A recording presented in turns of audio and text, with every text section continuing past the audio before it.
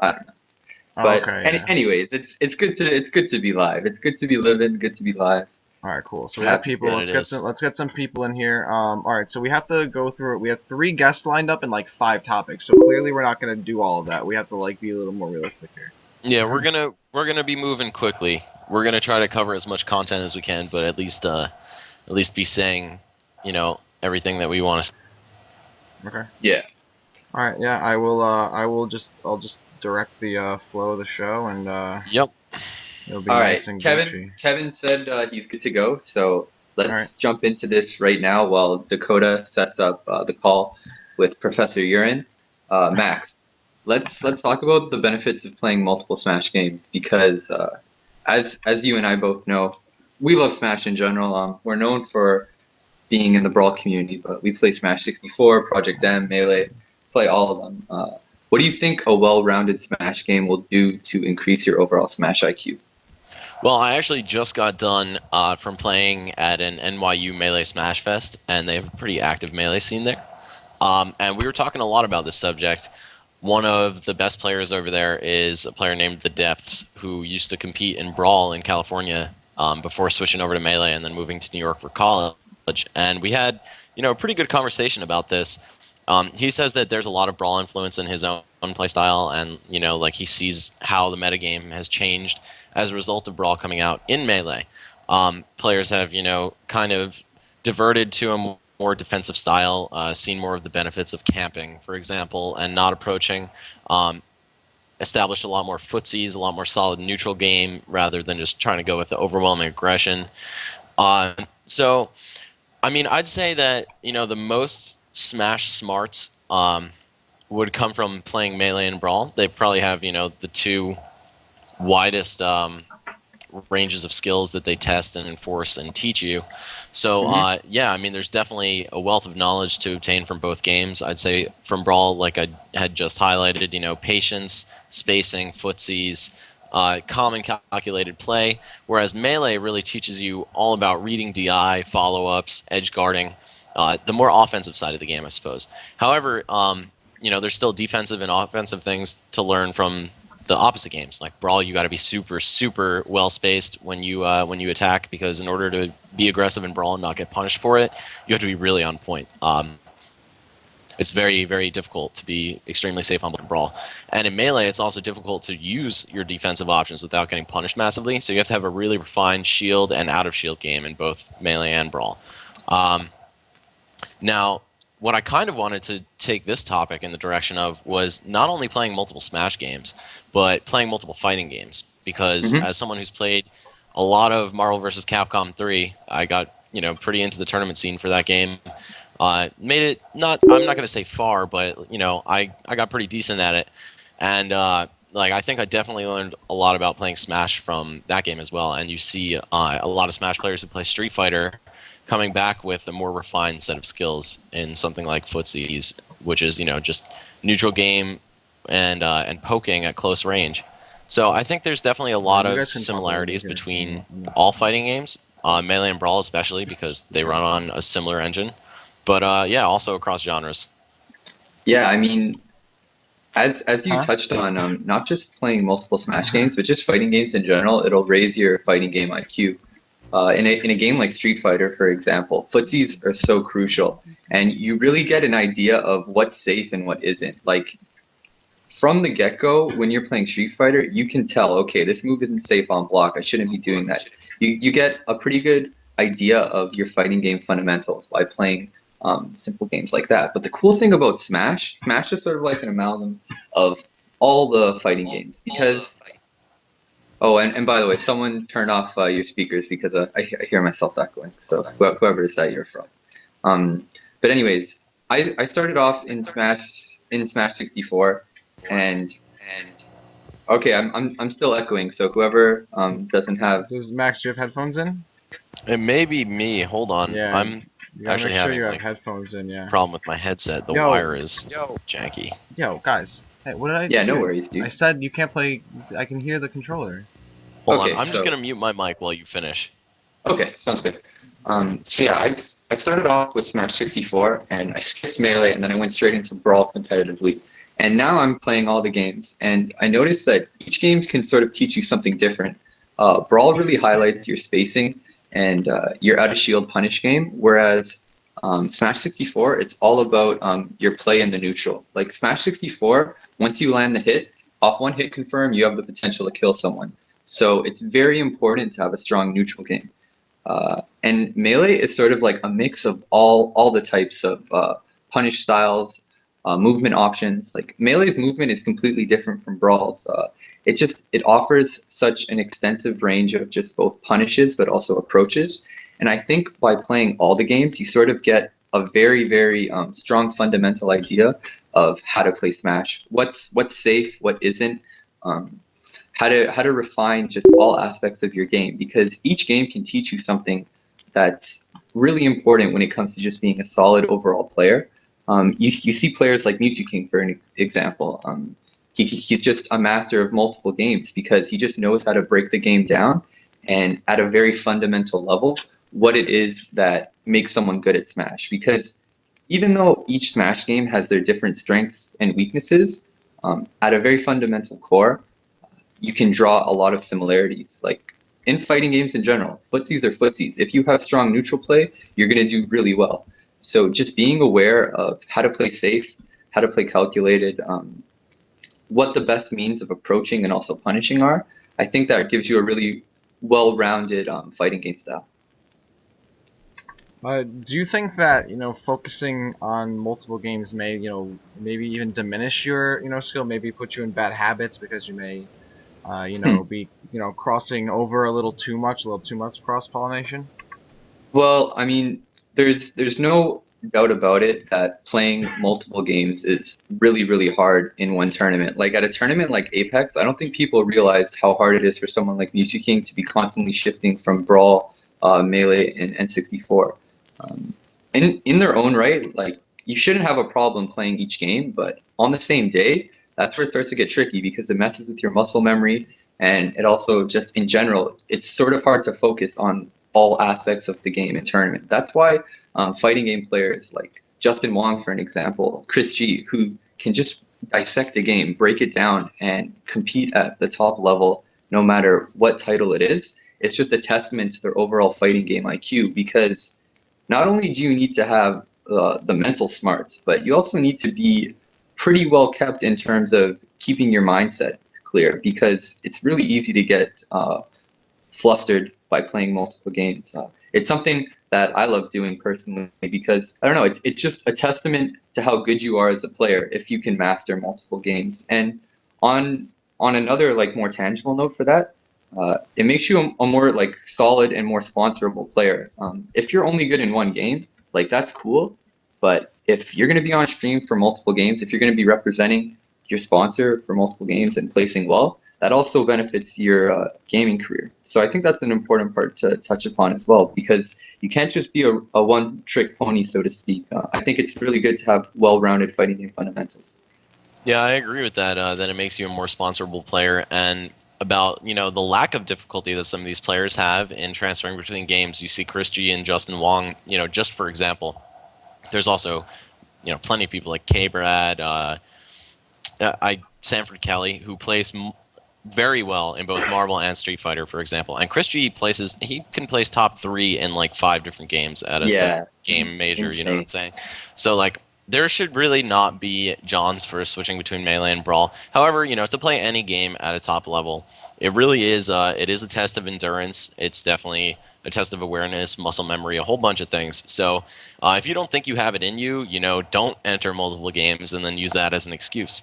But we do see multi-talented people like Mewtwo King entering all 3 games and doing extremely well. There are definitely a lot of Brawl players and Melee players who have cross-pollinated, dipping in the other game just for, either just for fun entering, or, people who are serious competitors in both. And, as someone who joined the scene with Melee really long time ago, I've never put it down, so to speak. And after EVO, I definitely came back, and I feel like just, being on top of my game in both Smash games is really, it's beneficial just to my, my player knowledge.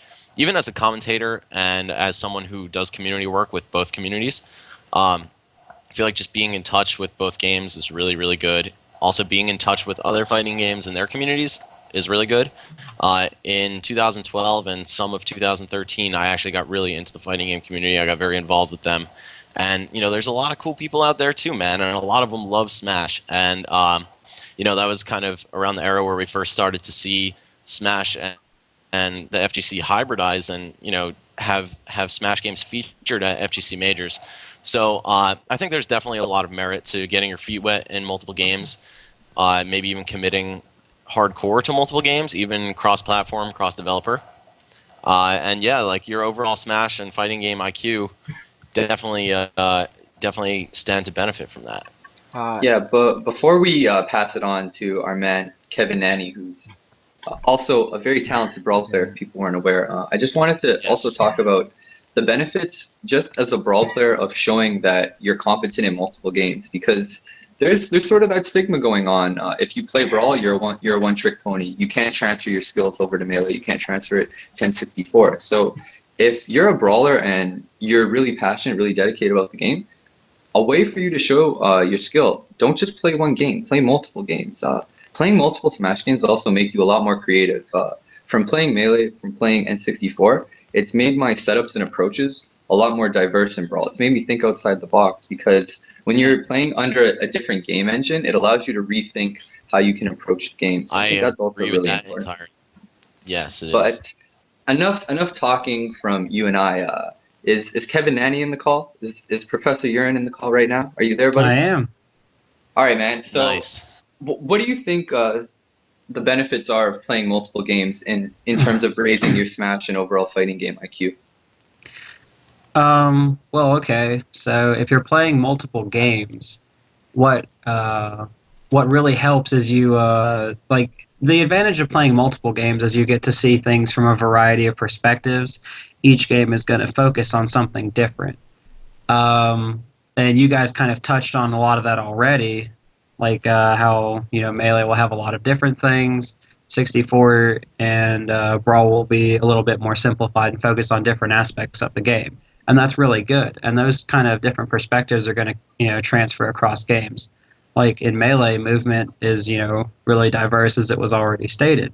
So it's going to transfer. I'm not sure about 64 because I don't play that very much, so I won't speak about that. But in Brawl, I know that when I came back to it after working on a lot of my movement at Melee, I came up with some pretty interesting ways to move with at least Marth, because that's who I play. And I enjoyed that a whole lot. And I would never have thought of any of that kind of stuff if I hadn't learned some principles from working exclusively in Melee.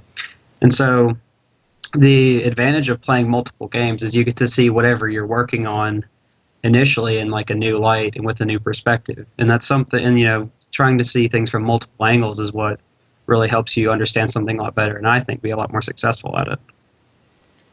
Very well said, dude. I very much agree with that. I find myself constantly testing different theories across games, so definitely speaking to my heart on that one.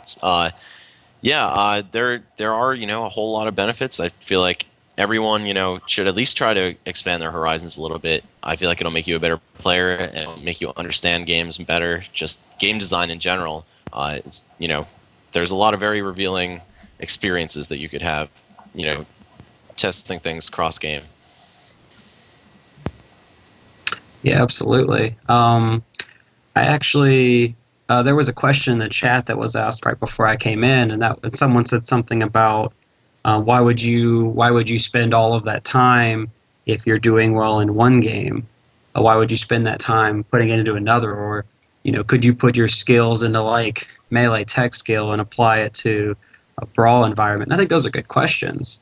And if you're putting all of your time into one game, you're going to be able to see things from a perspective of being able to play that one game. And so if you have already learned how to learn well at that game, which is kind of a confusing statement, but if you've learned how to learn well, at pretty much anything, you've put a lot of time into it, that expert, or at least that advanced kind of learning process carries over. There's much less confusion, and you're not taking as long to figure everything else out. Like, when we saw Mewtwo King go to Brawl, for example, it didn't take him as long to be on top of that as it did when he was playing Melee. Like, he started in 2002 and pretty much everyone was bad, but he remained consistently at the bottom of the ladder for a very long time. Whereas in Brawl, it didn't take him very long to figure out what things to exploit and what was going to work very well. So that's an example of why that can work. With Smash 4 on the horizon, do you think that you'll be able to use the skills that you've learned in Melee, and bring them over to Smash 4? And do you think that it's viable for Melee players to think that they should approach Smash 4 with an open mind and say, hey, I can transition from Melee using the things I've learned in Melee into Smash 4 because it's a faster game than Brawl?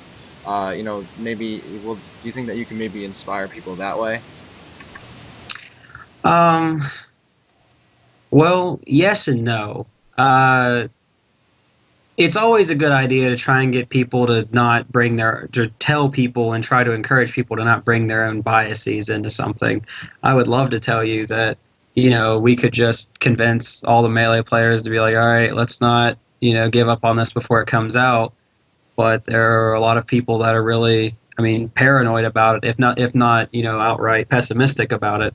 And, based on their reactions before, that's kind of understandable. So what we want to do is we want to get people to understand that they're coming into this with the perspective of comparing everything to Melee. Whereas if we can get them, especially depending on the nature of Smash 4, to think about it as its own game, to accept it for whatever it may be, which kind of from the little bit of updates we have seems to be pretty interesting and very different. It could definitely attract a very good following, and I think that it's definitely worth getting the Melee people to be interested in that. Whether we should get everyone to transition to that game is another story entirely. And I guess I'm not going to come on here and betray all the people, but I will say that we're kind of diehards in that we're kind of stubborn about making some transitions, but I think that we definitely could be more open-minded about things at times. Kevin, you were talking about improving your overall. Okay, someone, your mic is echoing again. Max, that's you. That's you, buddy. Max is the echo. Yeah, Max, you are the echo. Yeah, you are the echo. Anyways, is it better now? So, yeah, we're good now. All so right, Kevin, the wire on my headset became frayed, so I have to hold it together manually. Wow. Oh my gosh! All right, struggle. You gotta hold that. So, Kevin, you were talking about someone. Max, just mute your microphone. I'm just gonna do push to talk.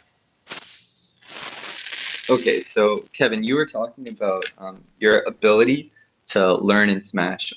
Could you, for new players that are sort of having trouble breaking down the game and don't really know what options to turn to when it comes to improving and learning how to just dissect the game and get better at it, what are some tips that you could recommend to players?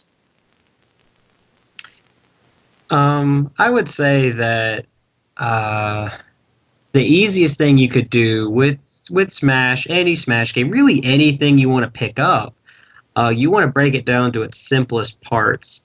How can you divide up the game? How can you figure out your tools and what is each tool useful for? And what is a good way to practice to help improve your mastery of each of these basic gameplay elements in each of these tools? And an example that's a little outside of Smash is in chess, you might play a game with, 3 of the, several pieces you have to understand how those pieces work together and also understand how to control space in a simpler form, because understanding how every piece is connected is very confusing and complicated at first. So this is the same way it kind of works in Smash. So if I were to play Brawl and I were to try and figure out what was going on there, I would probably not want to get into a match and start playing people and hope I figured it out. I would want to go and look at, I would test my various movement options, I would test my various attacks and see their startup and cooldown, and I would learn, and I would probably play matches, if I were to, do it all over again, I would play matches using, with my friends, 1 or 2 tools. Like I would play maybe a Marth Ditto with someone, so we learn how the Marth Ditto works. With one of us would have an aggressive option, like an approaching, we'll say short hop forward, and one of us would have a defensive option, which is, I don't know, let's just say a be out of shield, just for fun. So you learn how to shield options. You learn how to play with your shield some.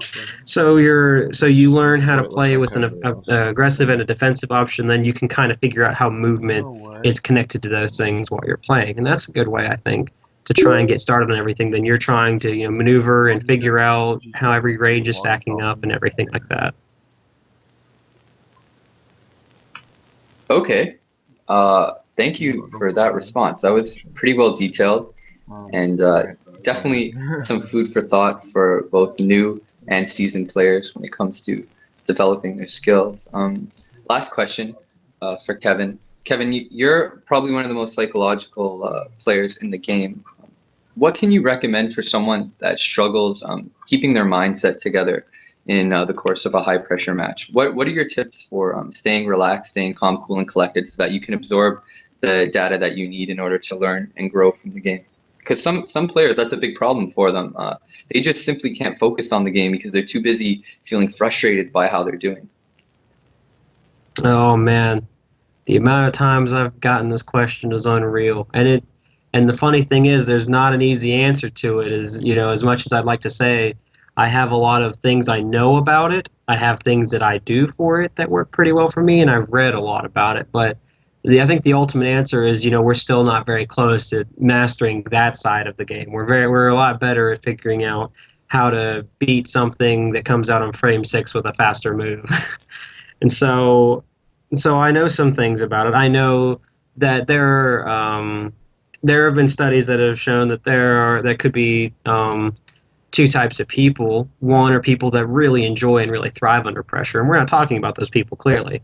We're talking about the other group of people that tend to really worry about the matches a lot and really, can even cave under pressure even if they're good outside of it. And what the research said was really good for those people was just exposing themselves to the situations a lot. Like, we're not talking about like 5 tournaments. We're not even talking about maybe even 100 tournaments. We're talking just a lot of time putting yourself in pressure situations so you acclimate to it, so you can't just do it at tournaments.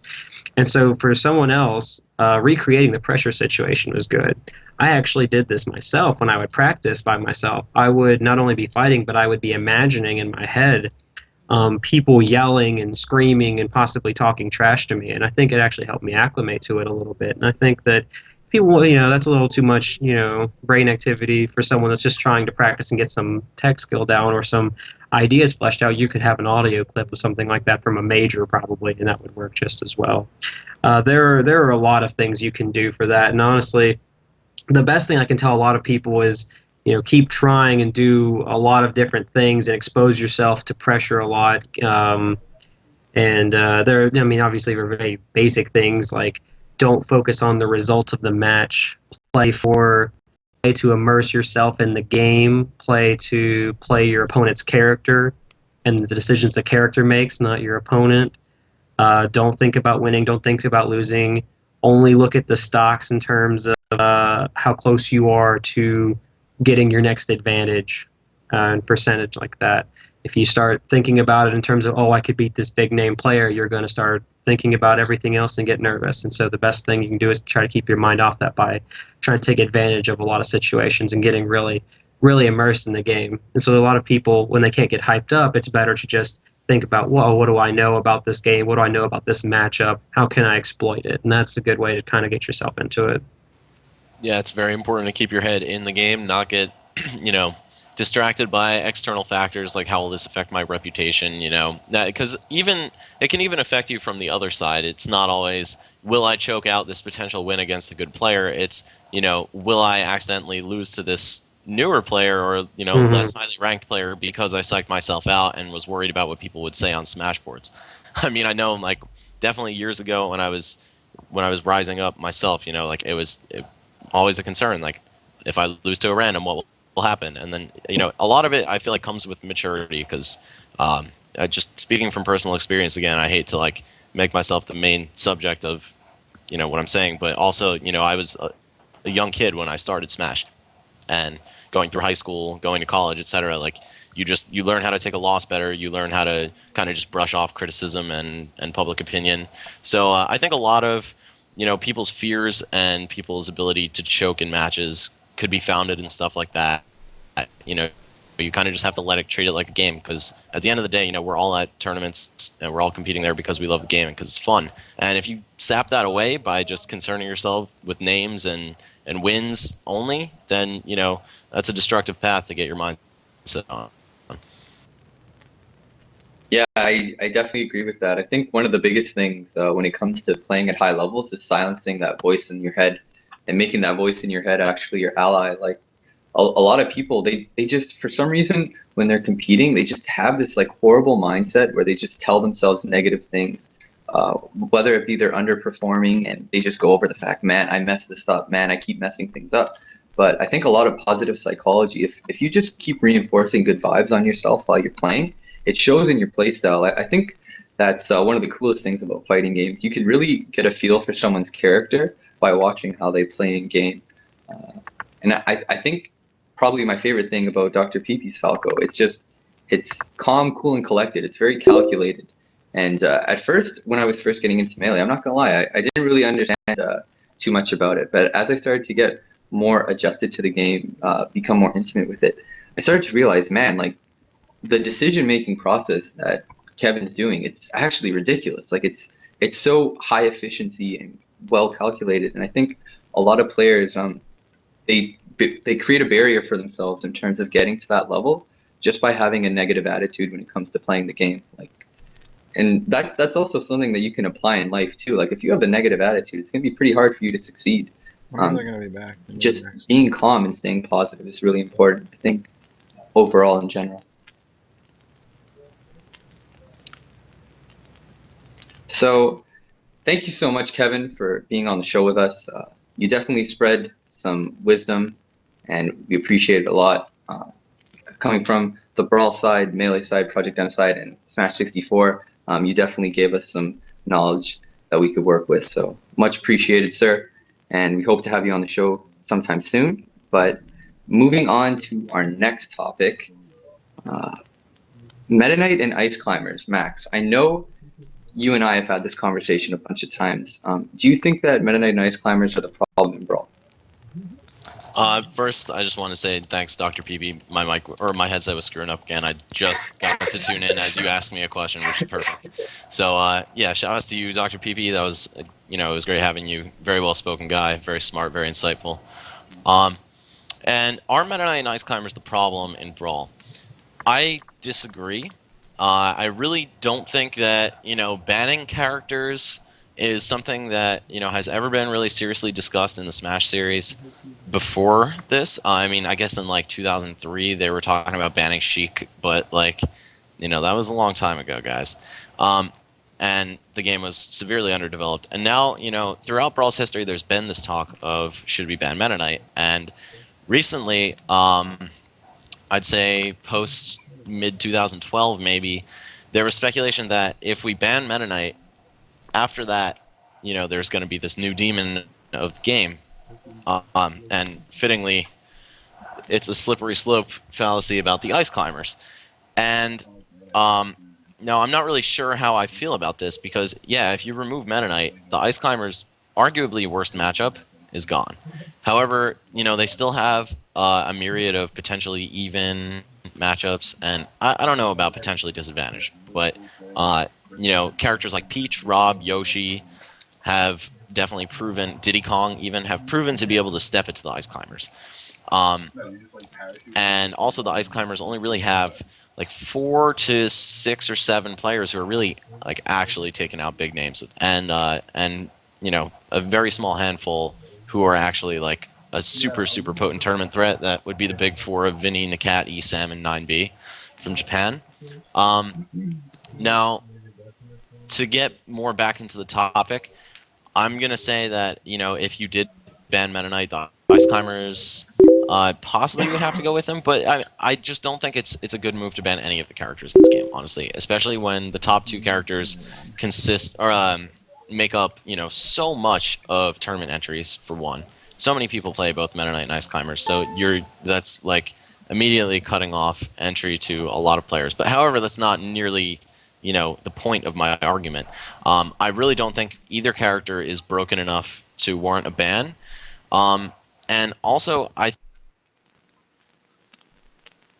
Oh. Also, I think to call them the direct source of the problems in Brawl is not accurate. I think even if you got rid of both of them, you would still face some problems in Brawl being a slow, defensively oriented game. If you even ban one of them, if you just ban Meta Knight, Brawl is a slow, defensively oriented game. The Ice Climbers exist, you got to run away from them. Just it's generally beneficial to when you're up a stock, run away from your opponent. A lot of characters really struggle to land kill moves. It's always pretty beneficial within Brawl to run away. So I don't really think that getting rid of these characters would do too much to solve anything in the game. And I don't think that we can properly pin them as the fault of what has, driven Brawl Yeah. into a poor state of spectatorship or tournament entry. The game is inherently slow and defensive. My personal opinion is that the biggest flaw in Brawl is that we've been playing it wrong the whole time. It should not be 3 stocks. It should be 1 stock, in my opinion. And a lot of people seem to agree, or at least agree with testing to see if this is true. So yeah, I mean, I don't think getting rid of Meta Knight or the Ice Climbers would really cause any significant change. I don't think they are what's killing Brawl. I don't think they're the problem.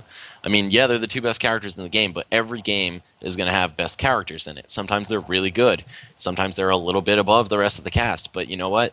Like, as long as it's not game-breaking, like, you can't really do much about it. It's an unprecedented move to ban a character, and it's a dangerous precedent to set because, there's always the possibility that the metagame could develop to the point of these characters being possible to deal with. Maybe we've just had our rule set, our stage list, etc. wrong the whole time, and we need to change that. So yeah, I don't know. I think testing 1 stock will definitely be very revealing in seeing who the real problem is in Brawl. Yeah, I definitely agree with you. Something that a lot of players refuse to acknowledge when they bring up the fact that Ice Climbers and Meta Knight are overpowered. A lot of characters are very underdeveloped metagames. Like, we complain when we see the same characters placing, but are those characters placing high because their character mains are the most dedicated and work the hardest, or is it because their character is overpowered? I think it's more of the former than the latter, to be honest. The players that have stuck around and have dedicated themselves to getting good at this game, their results show. Whereas the character specialists that, let's say, I don't know, a Yoshi for example, I don't know of any Yoshis who have pushed the metagame, who have just wowed me and done insane things. Now, you can claim all you want that characters shut down the bottom tiers, the lower mid tiers, but there's still things to be discovered in Brawl. I don't think it's fair to say that the metagame's been completely fleshed out for all these characters, and I certainly don't think it's fair to say that the Meta Knight and Ice Climbers matchup has been fully delved into with other character mains. I think a lot of the onus also comes on the other characters, because if we're not seeing a lot of character representation in tournament at a high level, how are we ever supposed to know how these characters stack up against Meta Knight and Ice Climbers? It's very hard to adequately judge it if there's no competent players that are playing these characters. Back in Brawl's early days, we saw so many character specialists that were doing amazing things, but then they slowly faded away. Poltergust, for an example, his Yoshi disappeared, but he was taking games off Anti, he was taking games off Tyrant and stuff. Like, there were people there that had the tools to do well, but they never took it to that top level. They never fully developed the metagame. So I think if we put in just a little more effort, just grind out a little bit more with your character, it's possible to take them to that next level. And the guest that we're about to have on right now, ESAM, he's proof of that, dude. Who thought Pikachu was even good in Brawl until he came along? Who is a viable Pikachu in this metagame currently? He's the only one that's relevant. I mean, Z is relevant too. He's really good, but ESAM is the one that took him to a top. He took him to a top level. So let's get ESAM in the call and see what he has to say about the current state of the metagame and over centralization of characters. So what's good, Eric? Are you in there, my man? Yeah, ESAM, hey, what's up, how you guys? doing, guy? How you doing? I'm doing pretty good. Cool. Everyone's gonna talk Glad to be here. Glad to listen to Dr.Peepee and everyone else. You guys are It's good. pretty cool. So I guess I'll wait for you guys to ask me questions that are just me rambling, because otherwise that'll be rather hold on. sloppy and bad. So Well, hold on. I have a question for you, actually. So so you play Ice Climber, so obviously naturally you're gonna get some vitriol, you're gonna get a little bit of heat from playing Ice Climbers. Why do you think that, do you think that Ice Climber should be more of a priority in terms of, maybe adjusting the rule set, or approaching Brawl in a different way, or maybe the Meta Knight? Like, who do you think is really more of a priority here? Okay, so here's how I see this. First off, ice climbers, they aren't like they are inherently not like how Brawl, like they don't fit in Brawl structure, because Brawl structure as a game is like lots of neutral game, lots of poking, and then you get 1 or 2 hits and you get some pressure, and that's it. However, ice climbers go, oh, we're in the neutral game, I got you, that's your stock. And that doesn't happen except in, rare circumstances, specific matchups like Pikachu versus Fox, Falco, Sheik, whatever, or Day-to-Day versus the infamous 5. Like, that doesn't happen in Brawl, and that is a main reason why people scream broken, ban infinites, etc., which I, obviously I don't agree with, but it makes sense. And for Meta Knight, like, there has to be a best character in the game. Obviously, no game is like everyone's equal, because otherwise that would just be one character. But the thing is, Meta Knight has, regardless of if you think he should be banned or he shouldn't be banned, he definitely shaped the rule set to the way it is currently. Outside of the one stock which Doom is experimenting with, which I think is a good idea. Haven't tried it, think it's a good idea though. Me too, dude. This Saturday I'm hosting a tournament for it. But anyways, keep going. The back in the BBR rule set days, which wasn't necessarily a good rule set, but it was at least more expansive. You had stages like Brinstar, like Rainbow Cruise, like Green Greens, like Norfair, hell, now even Delfino, Halberd, and Frigate, which were all deemed too powerful for Meta Knight. And as the best character and the one with the most character representation, that's a big effect on the metagame, so you get rid of them to try to limit him instead of, banning the character. So that has led to the metagame being shaped the way it is with, FD battle, like pretty much Smashville game 1, and then character second best stages for games 2 and 3. However, like you were saying with a bunch of the low tiers, their best stages were the, so-called janky counterpicks, the Norfairs, the Brinstars, the Rainbow Cruises. Like, Yoshi was amazing on Rainbow Cruise. He's amazing on FD. So, he had one of those 2 threats, assuming, Yoshi can chain grab him, or the character that he's playing. But now he doesn't have that option. Characters don't have those options. They have to play strictly in the neutral game, which is why characters like Meta Knight, obviously, like Falco, like Diddy, and like Ice Climbers are excelling at such like an enormous rate compared to the rest of the cast. They have the best options in neutral, and therefore they're going to capitalize based on the current stage list. Like, every single one of those characters besides Meta Knight that I just named are terrible on Rainbow Cruise, and terrible on Brinstar, and really okay on Norfair, and let's not talk about Green Greens, because that was just an example. That's a terrible stage. Shout outs to MLG. But the only problem that I find with Meta Knight, I think he's a fine character to fight against. Obviously I have huge success versus the character. For a non-Meta Knight main, I'm one of the only players currently who can, contend with, the Zero, Mewtwo King, Nairo. Well, I haven't beaten Nairo, but you get what I'm saying. Like, I'm considered one of those players, and so I have no problem fighting against Meta Knight. However, he, in my opinion, obviously, for the overall metagame and for the overall stage list, which is a huge part of Brawl that no one's taking into consideration, he's bad for that. Delfino is an amazing counterpick for a lot of characters, and it's taken away because sharking. And, Halberd's really good for, characters like Pikachu and Fox, and characters with really good vertical kill potential like Snake, but it's banned because sharking. And then Frigate is that's just a whole different issue. I'm not even going to go into Frigate, because that's just people being, in my opinion, rather like reactionary to things that are really easy to get around. But Rainbow Cruise, it was arguably Meta Knight's best stage, as was Brinstar. a lot of characters were really good on that stage. Wario was amazing on those stages. Ike is amazing on, Brinstar. Uh, Ironically, Ganon is good on Brinstar. And none of those characters that you don't see represented anymore lost all those stages, and that might be a reason why they don't have as much success as they used to. The characters, like the players, like Poltergeist quit for different reasons, but uh, you know, the character specialists don't play anymore because they don't have counter pick options, and having a decent game one, but then a really weak game two and three, you're putting yourself at more of a disadvantage than you already have because of the inherent character matchup. All right, so shifting away from the stage discussion, because that's a whole nother topic in and of itself. But Yay. Eric, you're known for pretty much evolving and developing Pikachu's metagame on your own. For players that struggle with creating new tech, exploring their character, sort of thinking outside the box, what can you recommend to someone that's looking to figure out the Meta Knight matchup, but they just constantly are feeling like there's just barriers that they can't overcome? What can they do training wise in order to level up their ability to master their character and also tough matchups? Honestly, you have to just test things.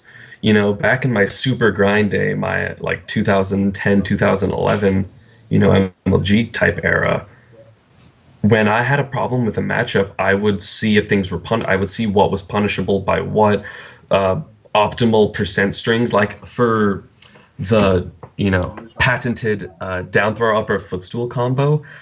I was in my room practicing percents in debug mode for like a week. Like, I'm not in school, not with my girlfriend, doing this. Weekend, oh, I'm doing this. Like, I tested a bunch, and if you have any little idea, see if it works, test things, you know, figure out the mental. That goes more into being a good player as opposed to character. But just, you have to test anything you think of, and you have to just keep your eyes open towards all the situations in different positions. Like, I'm pretty sure Dr.Peepee said something. I was kind of phasing in and out since I was still doing some schoolwork, but he said something about, you don't play to win and you don't play to lose. You play to learn. And if he didn't say that, I'm saying that. Especially in friendlies and at locals, like, sure, obviously you want the, $100, $150 from first place, but it's more important in an overall, sense to learn from your game, learn why things are working and not working. Not that they are working, but why, and, once it stops working, why did it stop working? And you figure out these neat little movements and tricks with your character that, really, that can help you steal stocks and steal games. Like, for example, and then I'll, shut up for a little bit. Pikachu's down smash is an extremely SDI-able move. You get hit by the beginning, and assuming you aren't bad or a really big character, your opponent's going to SDI out of it, like, obviously. So, combined with that, with Pikachu's up air, which is, normally strung into a nair or something like that, I thought, why not, use the up air? People will pretty much be complacent or try to air dodge the nair. So why don't I up air, fast fall, and down smash them? So that way the first few hitboxes of down smash are already gone, so they have less time to SDI it. And then when they try to SDI up, they'll pop up and I can thunder them. And you can see me use that Al versus Ally at Skatar 2 game 2 on Battlefield. Like, I have this ridiculous combo, then I upper him in the air and fast fall. He air dodges trying to air dodge a nair, and then I hit him with the last 2 hits of down smash and kill him for it. It's those little things that, people need to focus on, that people need to, start seeing and start looking for in order to, capitalize on their characters as much as they can. Yeah, I definitely agree that we don't see enough people putting in the work like that for, especially for the lower tier characters, but even for the high tier characters. I feel like a lot of Brawl players have kind of just gotten into the game thinking, okay, the book has already been written, I'm just gonna reread it, rather than I'm gonna add a chapter. And we see players like you, like Xenoto, like Ninja Link back in the day, when he was innovating, people adding something new to the game rather than just, okay, I'm going to play a textbook version of this character and just try to refine it as much as possible. That's not the path to success, and it's also certainly not the path to developing your character's metagame. I'm sure that there are like 6 or 7 characters that are way better than we actually, or than we currently estimate them to be. And early in Brawl, we saw like a radically different tier list in Japan and stuff, ranking characters like Pit and Fox really high, but characters like DDD and Peach really low. Maybe there are people over there who have developed their characters metagames, or the characters that do well against them, to the point where the characters themselves become either slightly better. This game, we really don't see a lot of people pushing it to the limits that it has. There's certainly a lot of stuff, something just like, am I breaking up? All right, Dan. Hold on, let me try to fix that. I'm good. Yeah, you're Okay. good. G.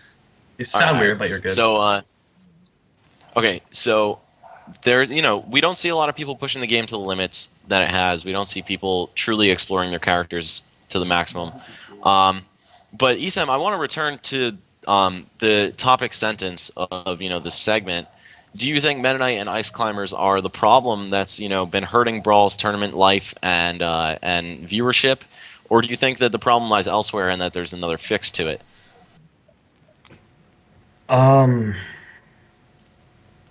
It's both. I mean, Brawl is inherently a less exciting game than, let's say, Melee or PM, because it's slower, it's more defensive, it's more spacing based as opposed to combo based.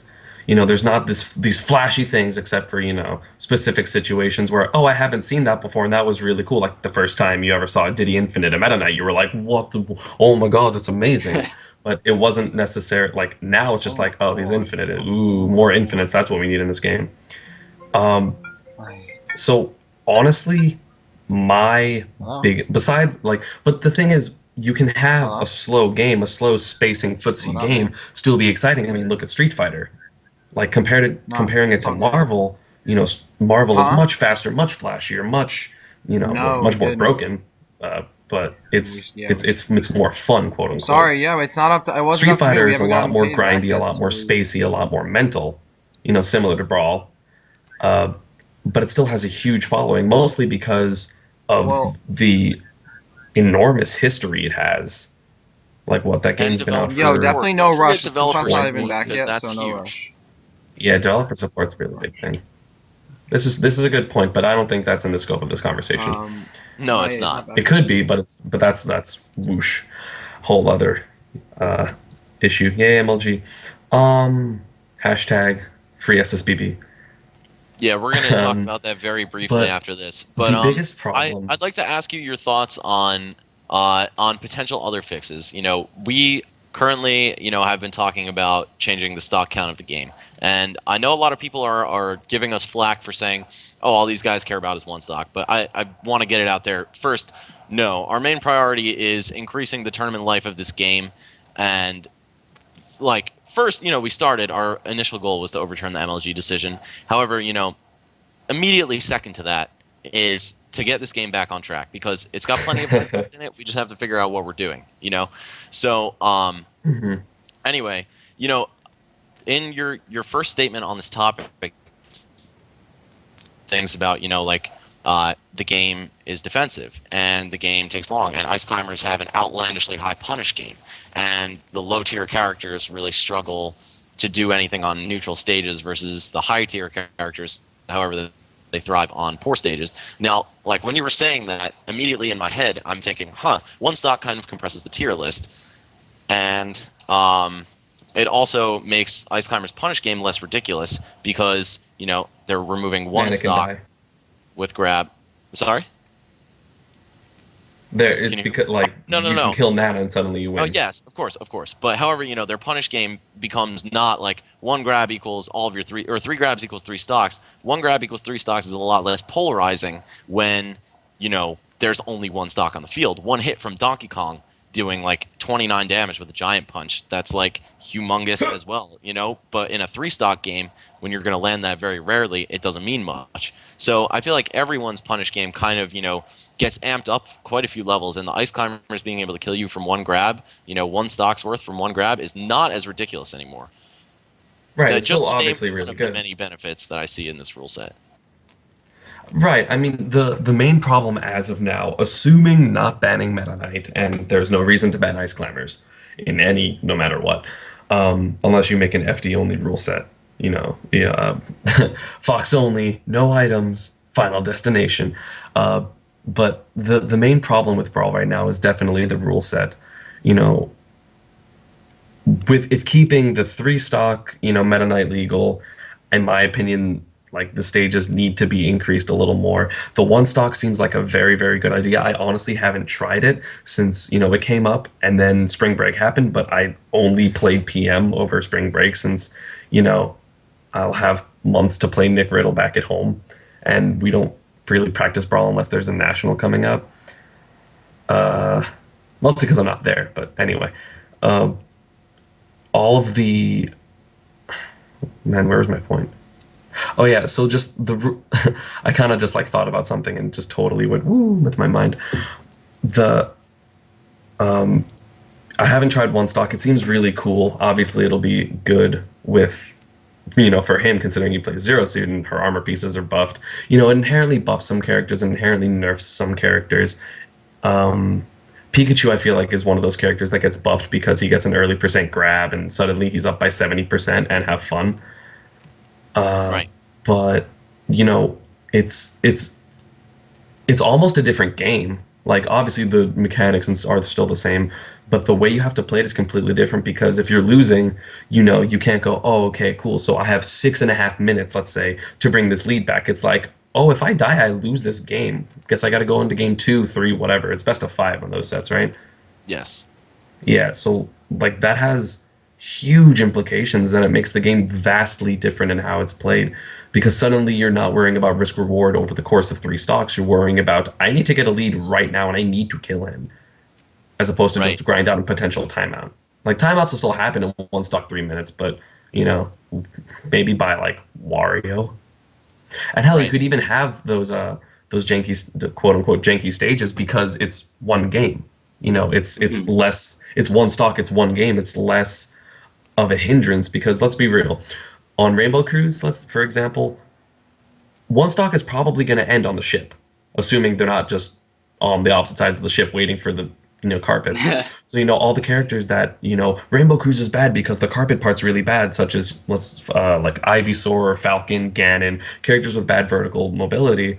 That becomes less of an issue, because 95% of the stock or 100% of the stock will be gone before it even gets to that part of the stage.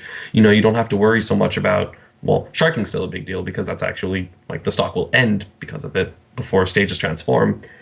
But it opens up a whole new avenue, and we can test a bunch more things that aren't in the current metagame. Okay. I mean, my personal rule set for this, obviously completely tentative. We have totally opposite viewpoints on this. I actually only would like Battlefield, Smashville, and FD to be legal. I think FD isn't even a neutral. Don't do that. I disagree with that. However, I also, just that's totally an aside. We can work on stageless stuff on another episode, or just at a different time. But regardless, that's an interesting point that you raised about the counterpick stages, and I'm glad that you at least see merit in trying this, because there has yet to be a main event at a substantial tournament for this rule set. Need I remind everyone again? And what you said about the metagame changing, I feel like, yeah, a lot of it is psychological, but however, there are some characters that receive actual objective buffs, i.e. Zero Suit Samus, and I don't think that it's fair to use that as a complaint when everyone is sitting here complaining about Meta Knight and Ice Climbers. And, one, if you remove both of them, the game is still slow at 3 stocks. 2, if you make it 1 stock and other characters become radically good, like what if Zero Suit becomes first or best character in the game? Honestly, aren't you sick of seeing Meta Knight and Ice Climbers? Aren't you all complaining about that anyway? So what if another character becomes top tier? Like, is this actually a bad thing? No. Like, people just don't like Salem and Nick Riddle, apparently. Right. But also, anytime you change the stage list, the tier list slightly changes. anytime you change the timer, people are talking about bringing the timer from 8 to 10 minutes. That would have slight tier list change implications as well. Oh no, Wario. So I think people really just need to stop being so fearful of change. They need to stop being so fearful of trying something new. Everyone's like, oh my god, but it'll drive all the new players away. Meanwhile, no new players are actually saying this. And some people are saying, oh, it'll drive the community away. No, lots of people are actually willing to try this, and most of the naysayers aren't even against the rule set themselves. They just doubt its ability to be applicable. So I think I think people just kind of, quite frankly, need to get their heads out of their asses with this a little bit. And if we have to try things like Meta Knight band tournaments, Ice Climbers band tournaments, I mean, I'm all for that too. I've hosted multiple Meta Knight band tournaments. I supported when Ish hosted in New Jersey Meta Knight and Ice Climbers band tournament. I went to that. I supported it. I think, these are interesting things that we can test for the game. And, we have seen Meta Knight band tournaments, Meta Knight and Ice Climber band tournaments, less so. But, the difference in attendance is not groundbreaking. And the difference in gameplay is especially not groundbreaking, and the difference in viewership is not groundbreaking. Like, people will watch the game if Meta Knight's not in it, sure, and people will play it, but, like, is it actually a substantial change? It is still Brawl at the end of the day. And, when people complain about Brawl for its mechanics, that doesn't just include some of the characters that are hot button issues to complain about. So, I don't know. Again, I think, this is definitely something worth trying. 2-stock, the only reason I haven't embraced it is because I feel like it literally is not even really changing the concept of the game. It's only literally just reducing the stock count. Games will go quicker, but the pace and the flow is almost no different because you can still have a stock lead. And again, that's where we see this compression of the tier list. We see so many more characters become viable when they don't have to land some of their outlandishly bad, terrible kill moves 3 times on a top tier character to win. Falco. Yeah, and even Falco, who's like considered a high tier character, he really struggles to land kill moves. That up smash is awful, man. It's like 9 frames, 8 frames, totally unsafe on block. Like, I don't know, like man. Pikachu's. Yeah, exactly. It's not a good move. And yeah, I feel like there are definitely, some changes to the metagame that I feel like would be exciting too. So guys, this is my last plug for it. Just give it a shot. Play with your friends. ESAM, I know you said you didn't get to try it, but next time you play with Nick Riddle or anyone that you session with, just give it a shot. Stream it too, because I feel like private streaming is something that Smashers don't do enough of, for one, and two, like, if you don't want to run a tournament for this because you think people won't come, then run it at your house and see how your stream viewership goes. Like, there are plenty of opportunities to test these things. And unfortunately, no, okay. Oh yeah, I mean, again, I should be doing this myself, but I don't have stream gear. It's all I'm getting this stuff by the time the summer comes around, though. So look out. Dude, anyway, I'm gonna bring my Elgato for you, homie. I got you. I got the component cables ready for you, brother. The esports Elgato. Elgato. But touching on the fact of doing less of this and more action, I mean, yeah, it's totally valid. I mean, in the podcast discussion group, we have so many people just going back and forth. Is 1-stock good? Is Meta Knight good? Blah blah blah. But no one's actually hosting these 1-stock tournaments. No one's streaming them. No one's testing them. I mean, personally, I'm hosting one this Saturday. Like, I practice what I preach. When I said let's try this rule set, I hosted a tournament within like 3 weeks, and I have it set up. Now, is it going to be a valid rule set? That's yet to be determined. We suggested it because it was something that was a change. It was something that Brawl needed. It needed a change of pace, something to increase viewership, to get players more active in the scene, get interested again in the game. It has nothing to do with a hidden agenda about pushing this like rule set that myself and the guys all think is better. It's do you think like we're gonna start winning more or something? Do you think that's what we think? That like if I'll suddenly start winning money in Brawl singles if 1-stock is the rule set? Like, dude, I have no hidden agenda other than improving the state of affairs in this community and tournaments and tournament viewership. I mean, I want Smash to be the next big esport. I want Brawl to be included in that. And if you guys think I have some other agenda aside from that, like, please don't be ridiculous. I'm not a top player in this game. Like, I'm not out here to try to fill my wallet. I don't know. I just think that's ridiculous. And I guess I'm going to make my last point, and then I'll be out to make way for our next guest, because I don't really know how much longer we're doing this. And a big point that happens is I feel like aside from the weekly tournaments and things like that, I personally, even as a top Brawl player, I'm never like, like I'm never scrolling through Twitch and going, I want to watch some Brawl right now. First up, like one reason is because there aren't a lot of streamers for a period. I mean, Zero streamed it, but like when Wi-Fi is gone and if he goes back to Chile, like that's not an option anymore. Because what are we gonna do? Watch him play against computers? Like shout outs to Zero because he actually, he was pretty much the only Brawl streamer in for like the middle of the week for a while, outside of like Gimmer, Smash, and Xanadu, but that's not Brawl exclusive. We need, as you said at the very very beginning of this whole movement, we need more content, we need more streamers, and we need people to actually want to watch. Because I mean, I've streamed at random times throughout the week with Nick Riddle playing PM, playing Brawl, playing, well, mostly Brawl, and we'll have 13 viewers. I'll tweet it, I'll put it on Facebook, and 13 people will show up, 12 of which are like are people from South Florida, so it's like a friend thing. So it's not even the same thing. Like we need people who really care about Brawl's longevity, that don't have the equipment or in their opinion don't have the skills for people to want to watch them stream, to watch other streams of people that are really good, that are really insightful. And we need people who stream to really be in touch with the community, not just play each other and be just like, oh, that's a stream, that's cool, the people are watching us, but like really answer questions, really get in line with the community. Like when me and Nick Riddle stream, no one asks us questions. If they asked us questions, we would totally answer them, since we have two, pretty varying opinions and, a lot of insight, since we have been playing this game for, 6 years now? At a relatively high level and eventually top level, at least for me. Like, we need people to care. That's not just on the content creators. That's not just on the people at the heads of the communities. We need the, sorry to use this term, the stream monsters, or the stream warriors, as I like to call them, Stream warriors, support the stream warriors, to really support the people. Like that's a huge deal, because it doesn't matter if you have the 13 best players in the world streaming Brawl. If they have 10 viewers and no one's really caring other than watching them play, it's not doing anything for us.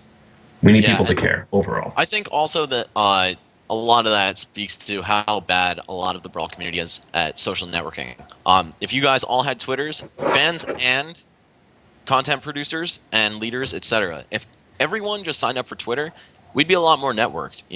I honestly, like, it's not even a site I particularly enjoy using, but it is amazing for stuff like this, for creating a social movement within a gaming community, like we saw with Free SSBB. Ideal tool is Twitter for mass, getting mass attention for your videos, for your stream. Like, Twitter is a place where you can freely spam and people won't get mad at you. On Facebook, people will be like, oh, I'm going to block this kid if he posts another link to Twitch. But on Twitter, it's expected. You can scroll through your feed in like 2 seconds and get past it. So, guys, like, get on Twitter. I don't know what's holding you back, but like, everyone and their mother in the FGC has a Twitter. Every good player in every esport has a Twitter, and they have a massive following.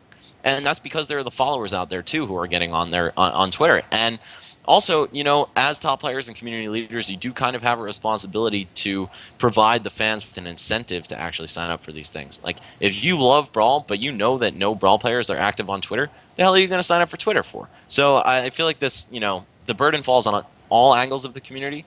And yeah, guys, simple stuff: Twitter, YouTube, Twitch. Just get on there, follow, post, just network. It's very, very easy. It's kind of fun. It's a little silly, but hey, man, like, it gets people places. And it was honestly a huge part of why Nintendo changed their decision for Evo, because the Melee community mobilized on social media. Yeah, I think like one of the focal points of the discussion so far has just been thinking outside the box and being creative, whether it be how you approach, how you break down a game, how you play multiple games, or how you market yourself and create content. It's just, don't do the norm. Like, the Brawl community has shown that what we've been sticking to for the past 6 years, it's not working anymore. Something is fundamentally wrong, because our community is slowly declining, while Melee, our counterpart, our bigger brother, they're on that rocket ship pace. And I want to see Brawl do well. I want to see us keep up with that, because we have so much potential, so many passionate players, so many people that just do amazing things with the game, but we need to give them a platform to be able to showcase their skills. And the biggest fear that I have is it's not going to matter after a while how innovative players become with the game, because there's just not going to be that viewership base for it after a while. So I think embracing change, doing something new, thinking outside the box, that's what's most important, because Eric is a testament to that. I mean, who thought Pikachu could do well against Meta Knight? I certainly didn't. I would have never thought to try it, but he took the time, he hit the lab, and he leveled up. And And I Pikachu's think adorable. exactly, Pichu's adorable too. That's why I play Kirby in Melee. But that's another discussion. Ew. I know it's pretty bad, but yeah, just guys, stick to your guns, but also be creative. Think outside the box. Don't be afraid to try something new. I mean, you can go to a tournament, play a completely new character. Maybe you'll learn something new. Sure, it might be a waste of $10, but it might be a valuable experience that'll help you level up in the long run. So just stop thinking so short term and be more long term. And also, I just want to give a big thanks for ESAM for jumping in on the call. A lot of good info that he spread out. If you guys don't already have him on Twitter, please follow him, because That's Americus. yeah, at Samaricus, because even though he doesn't post that much Smash stuff, ESAM's a pretty chill guy, and it's good to stay on top of the things he do, because you are a top player, and I like to hear what you say, man, because you're a pretty interesting dude, and I consider you one of my friends. So thanks for being on the show, man. No problem. Thanks for having me. Hashtag free SSBB, which I think is a good lead-in for our next guest. Yes. Goodbye, Sam. Peace out, brother. Yo, so I'd like to welcome Strongbad to the show. Wait, no, he is still being called. Hey, but we actually just got a very good Twitter post that I'd like to address really quickly. Maybe give for sure. 1 or 2 minutes to this. And this was from Connor Wurst, who I've seen a lot of support for on my Twitter account for the show and just for Brawl in general. And he said, what can you guys say about players, getting into the game, or helping players get into the game who aren't necessarily concerned with issues like Meta Knight or Ice Climbers? And I think this is really, really important, because that basically means, how can we integrate casual players who aren't, who don't know, like, oh, Meta Knight and Ice Climbers are the two best characters in the game. This is like a big thing that we have to talk about. How can we get other people involved who are a little bit less connected? And I think one of the most important steps in doing something like that is to reach out in unconventional venues. And I've said this before on this podcast. I think I actually said it on both episodes. But we have to outreach to different angles of the community, and most of these come from other video gaming sites, not Smashboards, not All Is Brawl. Things like Game FAQs, things like Nintendo Enthusiast, things like Miiverse. There's like a wealth of gaming sites out there that have 20 times the members of Smashboards and All Is Brawl, because the vast majority of the players that play this game and that purchase Brawl and Melee are casuals who have no idea about the tournament scene.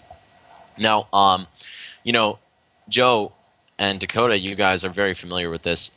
Throughout, this free SSBB mission, we've each kind of been exploring all of our connections and all of the avenues that they could take us down.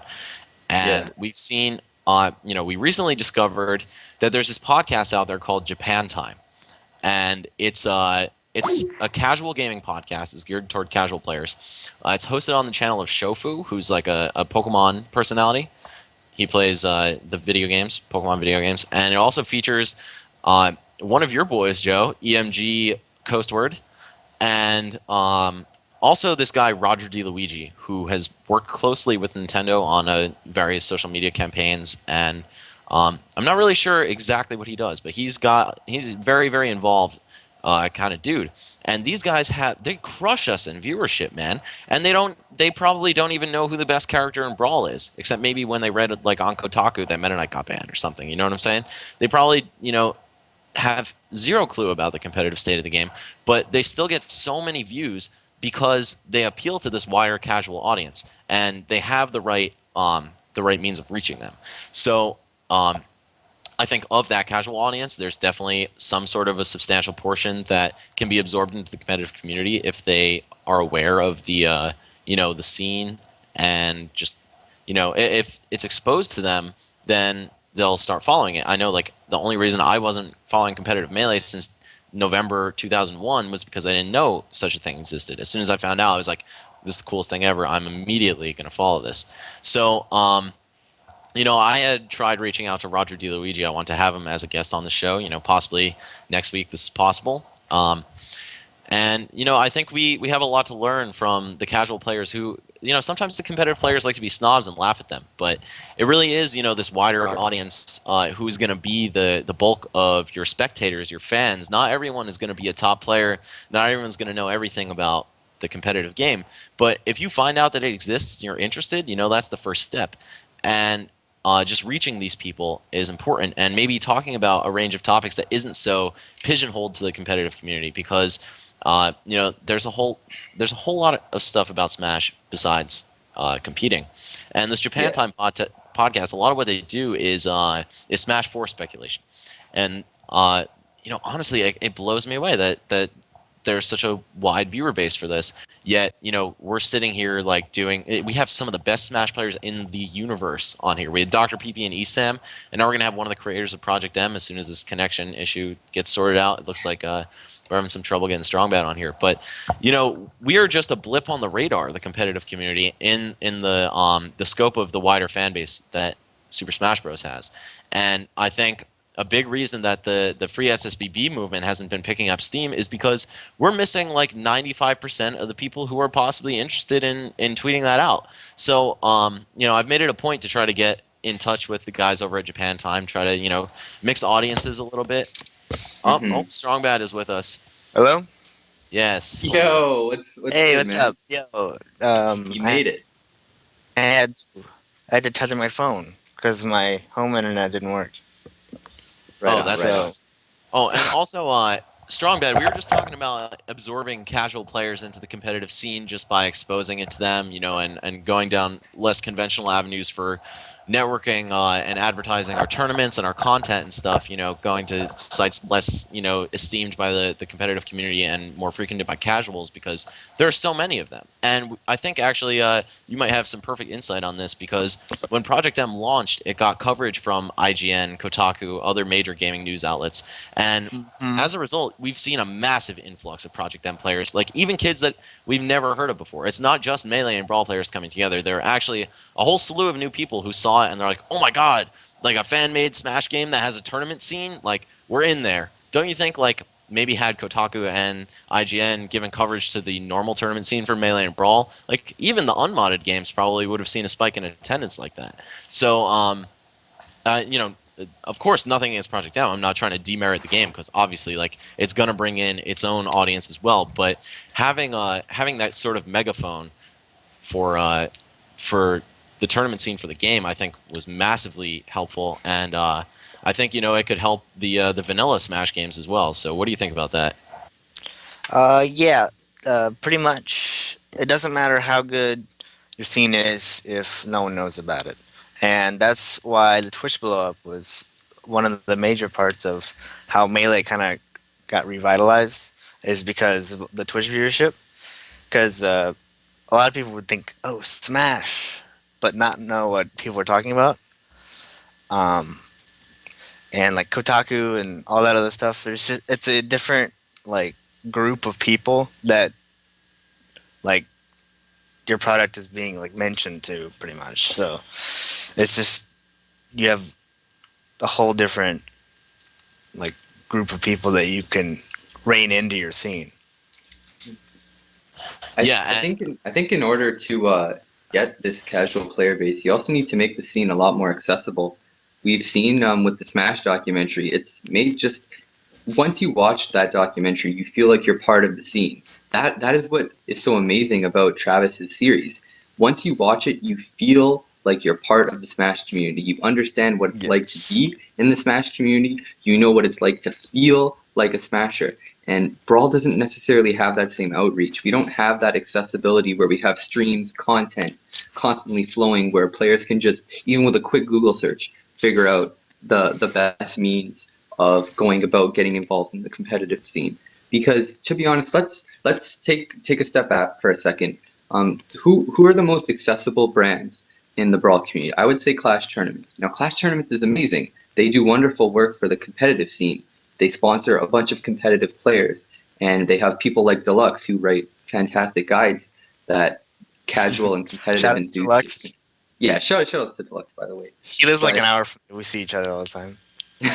Cool. But anyways, what can we do outside of just CT to help grow Smash? Because CT does a wonderful job of promoting Smash on a competitive level, but we don't see sites like Kotaku, IGN, GameSpot, even like Slasher. He's not interviewing that many Brawl players. It's more of a focus on the Melee community because they're more accessible. People want to get to know these players. They want to get involved in the scene. What can we do to sort of charge, I guess, people's interest back into Brawl? Like, one of the main things that I think the documentary made it successful is that it kind of like humanized the competitive gamer. It kind of Yes, very much. made so. it likable, right? Like all Yeah. the people there in their stories, and you like felt the connection. You could feel like how they cared about what they were talking about, right? And it made people want to be a part of that. And I think the Brawl community is kind of lacking that. I think they're there. Like, I think MOG interviewed a few people at Apex about Brawl, like Zero and Nairo, but you basically need more content. You want to show why you like your game, pretty much. Right. Right. Because and I I mean, think say what you want about like Brawl or whatever, but there's people out there that like the game, that like playing it, and that's all that matters when it comes to like the tournament scene. And you want to get that emotion out there. That's what people care about. yeah, I agree. Brawl has definitely faced an unfortunate stigma. I was talking about this in our first episode, when we were mainly focused on free SSBB. How, there was not to point fingers or anything, but the diehard Melee community really did not welcome Brawl in very well. And being that they were, the current figureheads of the entire Smash scene as a whole, Brawl kind of got trashed on a lot. And that kind of stuck, it stuck for a long time. And you've seen it trickle down even to, like, low-level players on Reddit who, like, have never been to a tournament in their lives, but they somehow know that it's cool to say Brawl is a terrible game, even though they personally can't pinpoint the differences or, like, explain why they're significant. So, you've definitely seen. I'm going to call out a lot of the top players here. They've been underwhelmingly enthusiastic about the game, because almost as if they like fear that they'll be looked at as uncool for embracing the game that they put so much time into. And of course everyone kind of wants to be that cool guy who's like, oh yeah, I don't really care that much. I don't put that much time into it, but I'm still an amazing player. I'm still a top player, so whatever, But I feel like that's childish. It's a thing of the past, because right now we see a lot of the heads of the Melee community, the most influential people, Prague, D1, Pew Pew U. Shout out to him, dude. That guy is so supportive. Big shout out to PPU. That dude's the man. Kevin Toy. Yeah, like all of these people are now embracing Brawl from the other side, and I think it's having a positive effect. And I think that positive effect is actually hitting the Melee community first, who is receptive to the opinions of their leaders. And a lot of the pessimism about Brawl is coming internally. A lot of players are still kind of reluctant to be like, yeah, Brawl, like, woohoo, and I think that's a shame, because you gotta stick your neck out a little bit. You gotta go hard or go home, because at the end of the day, like, you do love this game. And at the very least you love Smash, and at the very, very least you love the people involved. So, like, show some passion. There's no harm in it. And what you said, Strongbad, about how it humanized the competitive gamer with the documentary, I very much agree with that. And even in interviews, a lot of top players for Brawl they are not excited. They are not warmly embracing the game. And I think that's something that we're going to see slowly change. I think now that I think a lot of Brawl players are also just pessimistic about the game's potential future. They're like, oh, MLG 2010 is over, like, it's not going anywhere. And now that we've seen these kinds of opportunities kind of dangled in front of our faces and now whisked away by Nintendo, I think there's a lot more incentive for Brawl players to step it up in all regards, in and out of the game, like in real life and on the internet. And I think we are going to see some sort of a renaissance, so to speak. And I think the onus is really on the Brawl community at this point. We need to step it up. Don't be shy. There's nothing wrong with enjoying this game. You're not going to get laughed at by the cool kids table in the lunchroom. This isn't high school. Let's get real. This is esports, Got the man. clicks And- everywhere. Yeah, and I think, completely agree with that too. and also, speaking about the Melee documentary, Travis Beauchamp, the guy who shout outs to you, dude, Samox, you were the man. That was awesome. He is. Um, Super chill guy. he said he is down to create a Brawl documentary if he has the Oh funding. my. Yeah, he said he had no qualms about that. However, I don't blame him for not immediately going to the Brawl community and being like, "Hey guys, if we can raise this much money, I'll do a Brawl documentary," because there is a lot of that internalized pessimism, and I feel like that's something that we are coming out of slowly. It's something that is definitely the right direction to move away from. And also, one thing I'm going to say about the documentary, which is probably the only slops I could give to it. It's props all around other than this, but this also personally hits home because the one Brawl tournament that was covered was actually one that I hosted, and it was a super awesome tournament. It was really good. Like 60 people came. However, it was used to illustrate how Brawl was a failure. Like footage from my own tournament, that's pretty dumb, dude. Like I don't like that, and I don't think that that negative stigma about Brawl should have been captured in the Melee documentary, at least to the extent that it was. I feel like it still was very tainted with some toxic words and toxic attitudes about the game that were just like, it wasn't even like portray it as, hey, yeah, Brawl came out, not all of the Melee players liked it, so they kind of just stuck to their guns, and then Brawl thrived. It was kind of like, yeah, Brawl came out and it was like this dark cloud over Melee, and the game was in disgrace, and like, look how stressed Kai looks playing this set. Like, you see his face, like in that legendary glimpse that you get of him. It's like, come on, dude. It really was not that bad, and it really was not that divisive. And the game is not like an awful steaming pile of trash. We just possibly have been going about some things wrong, and we've been stubborn about changing a lot. We've been stubborn about even expressing how we feel about the game.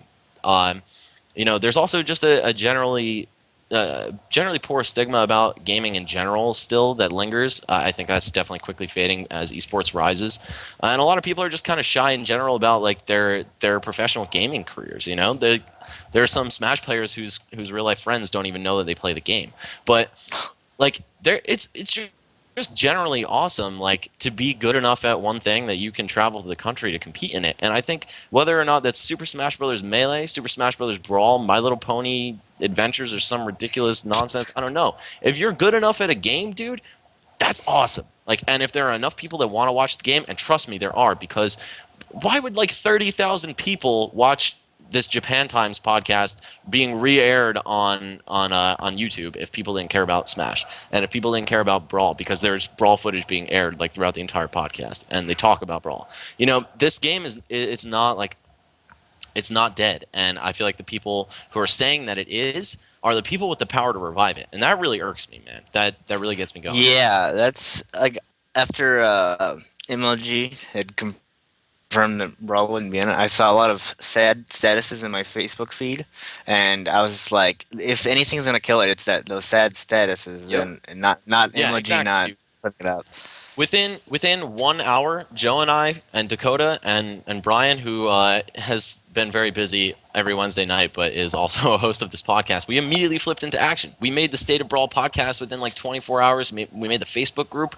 I posted some novel worth of a status, like, guys, this looks bad, but it's not impossible to overcome. We could do something about this, So, I really think that both sides of the community need to embrace the one unit mentality. And a lot of people, even from the Brawl side of the community, are saying, not that there's sides, but a lot of Brawl players are saying, like, oh, I agree with the decision because Melee is a better game to watch than Brawl, so they deserve it more.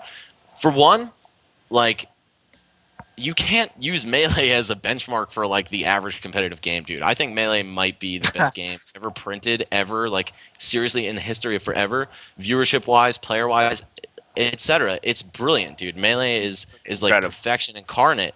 And you know, if Brawl's a little bit worse than that, dude, so be it. Like if you have an 11 out of a 10 game or 11 out of 10 game like Melee, you know, Brawl being like a 9 or an 8.5 or something is not the worst thing in the world. And also, a lot of people's complaints about Brawl come from its differences from Melee. Like, dude, you can't expect a sequel to be like the prequel rehashed for one, and also you can't use a near perfect game, an amazing game that was literally way ahead of its time, still ahead of now. I'd say it's one of the deepest fighting games ever.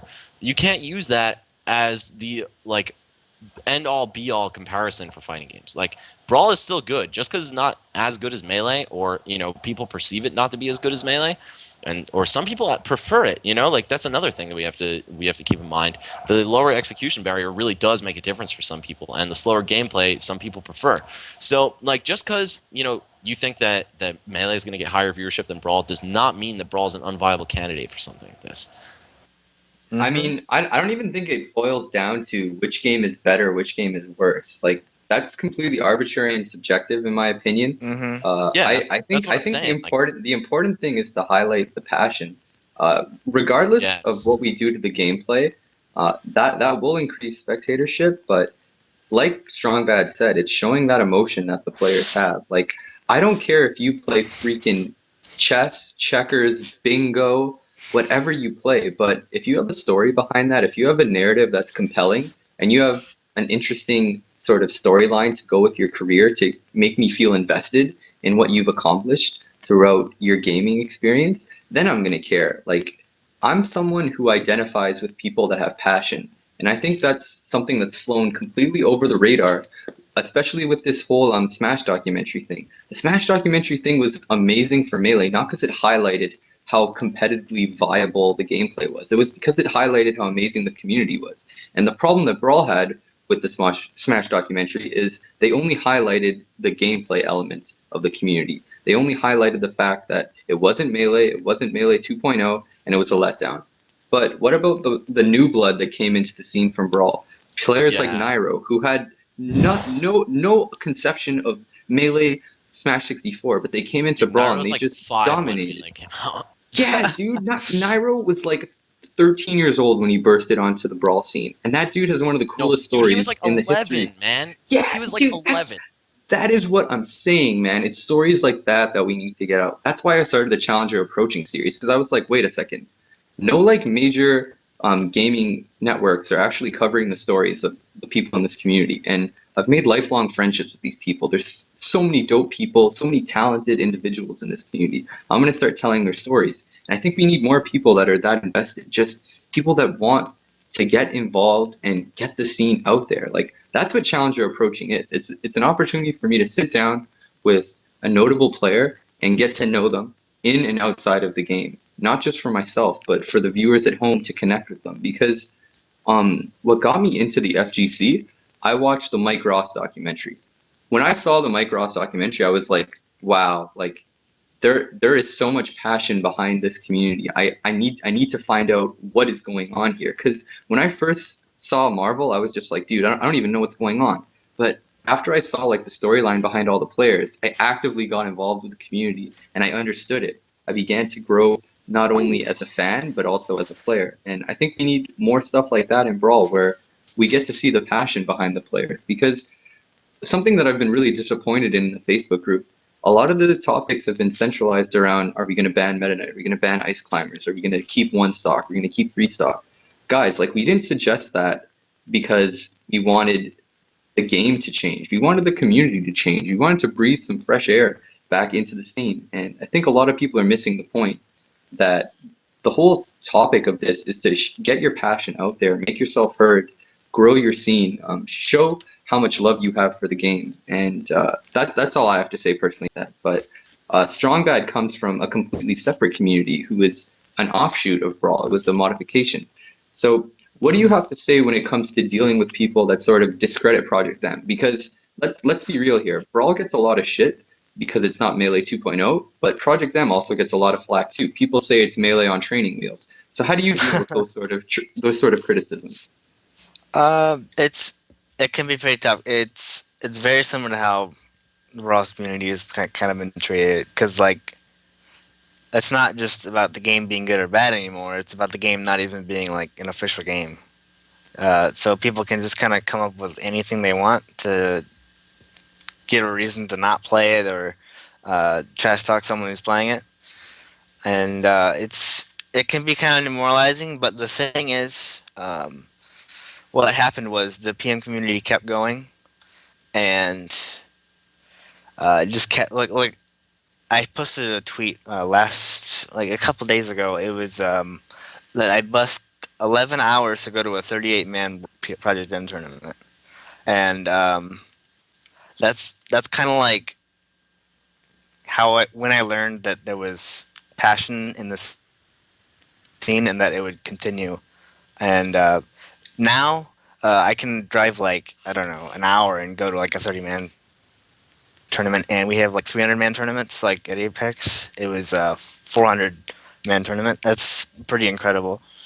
So pretty much the biggest point is that you have to care, right? You have to care about your game. You have to care about your community.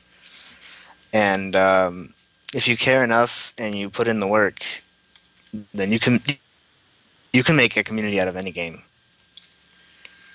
I agree with that, man. And it's dude, Brawl sold like 7 or 8 million copies, man. There's a scene out there. You just have to uncover it. And I think people are really just, ringing the death bell too early. It's not, it's not a lost cause. 500,000 of those copies are being used to play PM. Just saying. Dude, shout outs to PM. Honestly, Project Melee is probably like the greatest testament to the fact that you can kind of build anything out of anything. You can build something out of nothing. And if people who I see at Brawl tournaments every weekend are the ones complaining about the game being dead, like, again, I can't buy it. Use your talents for good. Don't sit there and complain. Reach out. Like, talk to your friends at school, man. Like, be like, hey, this is what I do. And then if they're interested, which, dude, I mean, like, if one of my friends told me, like, he was, like, a pro sports player or something, I'd be like, dude, that's awesome, My friends love that I play Smash, bro. Yeah, dude, everyone I've told has been like, oh my god, you play Smash Bros. In tournaments? Like, that's the coolest thing I've ever heard. I'm a college student. I love Smash Bros. Dude, if you're in high school or college, like, or even, like, older than that, dude, who does not love Smash Bros. In the entire universe? That's pretty neat. You can fight Pikachu with Mario. Yeah, that's broken, dude. That's broken. Pretty overpowered. Needs to be nerfed.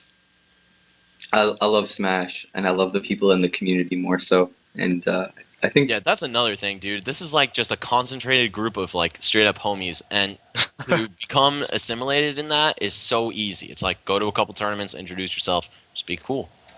Yeah, like a lot of people think, man, how are we going to bring in new players? What can we do to change the rule set? Man, you don't even need to change the rule set. Just be a homie to a new player. Like, don't just socialize with someone on a gameplay level. Get to know them as a person. Like, right. I have so many friends in this community, and I don't even talk to them about Smash most of the time. Like, I love Smash, and me and them can talk about Smash all day long for all we care. But we have deep conversations about life, school, just everything in general. Like, me and Max, just last night, like, we chilled till like 4 a.m. on Skype for like 4 hours, just shooting the shit. You know what I mean? Because we're homies, man. It's deeper. Yeah. It's deeper than a love for the game. It's a love for people with similar passions with you, man. And I think that's just the most important thing to take from all this, because there's so many people in the Brawl community that are just super chill. Like Mr. R, for example. I want to release his interview soon, but finals have been bodying me. He's one of the coolest dudes, and I can't wait to release that interview, because I think it's going to be really good for the Brawl community to see a player that's not only like really personable, but just super down to earth and chill. So I hope that I can reach out through that, and as we talked about, other projects that you guys can do to get the community more accessible for a mainstream audience. I mean, Project M is a testament to that. Like, you guys had freaking Zach and Cody tweeting at your game. Like that is unreal. That blew my mind, dude. Like Mr. Yeah, Mosby's probably don't playing spouse. like ice mode Samus right now for all I know, dude. It's ridiculous. Mr. Mosby. Yeah. Now, just on some closing notes, Strongbad, before we let you go, Joe, you were talking about passion, and I think that's the most important part of all of this is that esports in general is pretty much about taking underrepresented crafts that people have yet to recognize in a professional scope and highlighting that hey, there are people out there who dedicate their lives to like pushing the skill ceiling in these games so high and like getting other people involved with this and just traveling the country, becoming a more cultured person, all for the sake of these games. And like maybe not even all for the sake of it, but at least largely driven by it and brought together by it. And I think that's really where like the crux of our problems with Nintendo shutting things down at MLG for us goes. Like, it's not that we think OMG Brawl's the best game ever. Like, God forbid it's not at MLG. It's not even that. Like, we love this game. We think it's great. That's why we play it. Yes, but also like it is kind of like just a huge slap in the face. It's a huge pile of disrespect on all the people who devote their lives to this, who are so passionate about it. Like, I see no difference between this and like basketball, for example. You know what I'm saying? Like, there's no difference in competitive legitimacy. They're both something that you can test skill in, that has like a solid viewership base, fan base, player base. What? Oh man, I think No, we lose him. yeah, I think we just lost your microphone there, brother. R.I.P. Max. Yeah, we got you on Verizon. All right. R.I.P. to Maximilian. But anyways, we wanted to wrap up the stream. So, I mean, on that note, just keep spreading the good vibes, guys. Like, keep spreading that hashtag. I know sometimes it seems like a losing battle, but it's better to fight and ultimately not win than to just throw in the towel. Like a boxer, when he's getting his ass beat in a boxing match, he doesn't just say, "Oh man, I'm just gonna lie down for the count. I'm just gonna go to my corner and give up." It's like, no, I'm gonna give it my all, fight my hardest, and whatever the outcome is, I can't change that. So just give it your best, guys. Keep brawling, keep going for it. I mean, we wanted to talk about a bunch of different topics, including SSBBrank, and I think we're gonna have to save that for the next episode. And we want to do a KTAR recap, so there's a lot of stuff to look forward to for episode 4. Hopefully, we can keep this discussion going because it's been really productive so far, and I'm really proud of everything that I've seen. It means a lot not only to see support from myself and the hosts and the guests, but just the community in general. A lot of people have been reaching out to us and lending us support, so that's always cool. But it was nice chatting with all you guys. I'm signing off for now, but I don't know if anyone else has closing words. I know Strongbad, you probably want to get something in before you go because you've been an amazing guest. Sure. Real quick, just if you want to learn more about Project M, head up projectmgame.com. We've got Twitter at Project M Game. We got Facebook /Project M Game. It's pretty cool. I may or may not like it very much. And you can follow me on Twitter at strong_badam. I tweet a lot about Smash in general, what I'm eating, Project M, where I'm going, what awesome food I'm eating, and I also support the hashtag Free SSB movement, SSBB. My man. And yeah, it was good to come on the podcast. For sure, brother. Mm-hmm. Thanks for having you on. Thanks for coming on. We appreciate it a lot. And go support Project M, guys. If you ever need me as a guest, feel free to hit me up. Will do. All right, so I'm pretty sure that wraps up the stream for tonight. Maximilian, we still cannot hear you, unfortunately. And sorry, Chibo. I know you wanted us to get talking about SSBBrank, but we're almost 2 hours into the podcast, so we don't want to run it too late. But we will touch upon it next time. I mean, there hasn't been an update on the list yet, so I think we can still go over the top 100. with relative ease and not worry too much about it. So let's not stress over that, Chibo. Let's keep spreading free SSBB, one unit, guys. Passion is passion. Do what you love, and just keep supporting, because I don't know if you can tell from the things that I say, but I care a lot about the Brawl community, and I care a lot about the people in the Smash community in general. I support all the games, I play all the games, and so do all my friends. So it doesn't really matter in the end what game you play. It's all about the passion you have. So just keep spreading that wisdom, keep spreading those good vibes, and just be a homie to each other, man, because at the end of the day, we're all friends. One of the favorite things I've said to someone on Twitter who is just stressing over like their follower count, man, don't worry about making fans. Worry about making friends. Like that's way more important in the end. Just be a cool person. And yeah, thanks for all the positive support so far, guys. Unfortunately, I feel like I'm the only one that's closing this off. So Wait, no. I fixed my mic. Oh, dude, Max is in there. All right, Okay, Max, take it away. all right. I'm not even gonna close it up. Take it away. Close up All shop, right. my man. Close up shop. All right, first I'm gonna throw some love to the SSBB rank real quick, guys. You know, unfortunately, we went really over time with pretty much everything, but you know, we did kind of promise Chibo that we'd talk about this, so I'm gonna run over it real quick. You know, SSBB rank, guys, it's basically the Brawl equivalent to the Melee Nami Top 100. We're gonna be ranking, you know, the top 100 Brawl players of the last roughly year and a half. So it's going to be an open community voting project, I am fairly sure. There's going to be a pool of about like just shy of 200 players to select from, and then, you know, it's going to be a voting project, I believe. I'm not sure if it's open community or if it's just like a backroom of people. Chibo, you want to give me some clarification on that in the chat? It's a backroom vote. It's not a public. Okay, vote. it's a back. Okay, so it's going to be a backroom voting kind of situation. But anyway, guys, I think this is such a good idea for many reasons. One, like, you know, on this ranking, it has a picture of the person, and it has, you know, their main character. It has their most recent tournament placings, some of their biggest accomplishments in the scene. You know, it's a really great insight into the personal aspect of the community and players. As Strongbad was saying, you know, it helps humanize the competitive gamer in a very, you know, in a myriad of ways.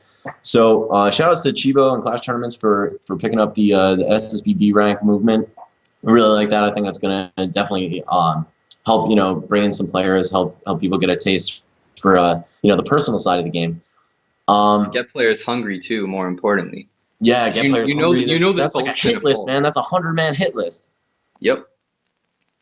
Now, yeah, guys, I guess we're gonna close it out. We had a kind of long episode. It's been about an hour and 40 minutes. So, hope you enjoyed the show. I'm sorry that we didn't get to talk about everything that we wanted to talk about, but always remember, guys, get on Twitter, #FreeSSBB, tweet at Nintendo America, tweet at MLG.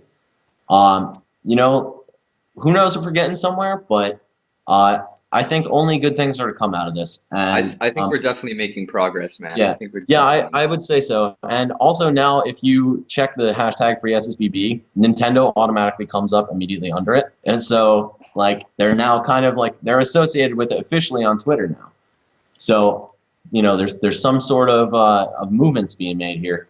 So, at Nintendo America, at MLG, #FreeSSBB, #1Unit. We all play Smash. We all love Smash. Guys, just go out there, support your fellow competitive gamers, support your friends. I'd say, you know, this is about many things. It's about Smash as a whole. It's about competitive gaming as a whole. It's about Brawl. It's about Smash 4. It's about Melee too.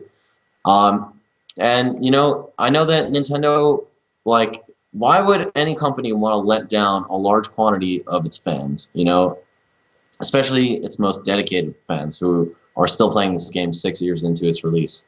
And the only reason that Brawl is even being played or purchased, you know, and Melee too, is because of the competitive community. That's who you have a lot of lasting traction with. And I think, you know, if Nintendo started, you know, now they have some sort of an official partnership with MLG and the Melee community, and that's going to increase their visibility a lot. And we as Brawl players, we want the same thing, and we want that going into Smash 4 too. So going forward, it's really important that the entire Smash community establishes a good relationship with its developer, with esports circuits like MLG. Granted, you know, of course we say it every time, don't stop at MLG. Make sure that, you know, the game fully lives out the rest of its life. It's going to run its course. There's a lot of life left in the game. There's a lot of potential. There's a lot of stuff to do. A lot of stuff being done. we've been putting in work, but we're not the only ones. Check out other Smash media outlets. And guys, if you're Smash writers, if you're tournament hosts, try to explore some connections to stuff like Kotaku, IGN, mass gaming media outlets. You could get a lot of exposure. And yeah, Reggie, oh my God. Like, dude, if Reggie somehow spoke on the competitive Smash scene, I think my heart would explode. I think I would not know what to do with myself if Reggie got involved, man. That's too hype. And why, like, My body is Reggie. I would posit that the only reason Nintendo hasn't been involved in the Smash scene is because they didn't know it existed. And now that its visibility is increasing, we're truly breaking out into the esports world. The fruits of the grassroots community's labor are finally paying off. So expect good things to come for the Smash scene. I've heard my fair share of things that are on the up and up, and I'm very excited. There's a lot to look forward to for both Melee and Brawl, I would say. And I think the future is bright for Smash. I think the future is bright for Smashers. And guys, we are the trailblazers here. We're the ones, we're clearing our own path. So get out there, get on Twitter, free SSBB. Join up on the Facebook group for this podcast, by the way. Just search State of Brawl podcast group on Facebook. Things are getting a little hectic in there, but we're working to maintain it, and hopefully, things kind of civilize and the group becomes, a healthy environment to discuss things in as it should be. And it still is. It's not bad, honestly. It's just in the early stages of any movement, there's always going to be a little unrest. So yeah, guys, thanks again for listening. Sorry we took too long, but yeah, man. Hashtag free SSBB, hashtag the state of Brawl. Give us a follow at Even Matchup Gaming on Twitch, and yeah, that's it. That's all I got to say. Yeah, guys, thanks for tuning in. Good show tonight, guys. We'll upload it to the YouTube account for Even Matchup Gaming, youtube.com/evenmatchupgaming. You can catch all the episodes there. I'll make sure to upload that tonight. So it was good chatting with you fellas. Peace out.